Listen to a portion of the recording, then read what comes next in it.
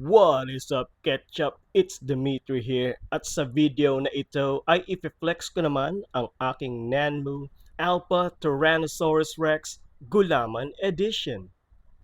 Ang figure na ito ay originally bonus bundle ng Nanmu kapag nag-pre-order ka ng dalawang variant ng Alpha Tyrannosaurus Rex 1.0 at may kasama ring Owen Grady na transparent blue.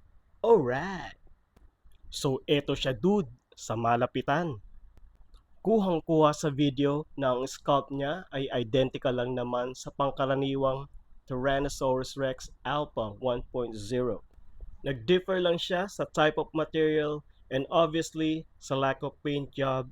You can see na same articulation lang naman, naka-close open ang kanyang mouth at wala ring difference sa size nito.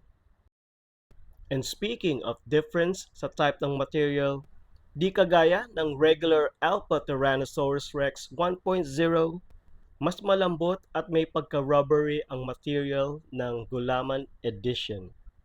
So ayan o, nagagalaw-galaw yung mga kamay niya at mas matigas yung binti niya, although this is an issue sa pagtayo ng figure, which I will show you later on.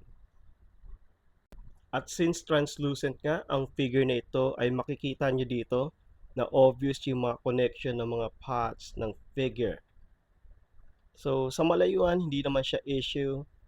Pero kung microscopic yung mata mo, yan mapapansin mo talaga.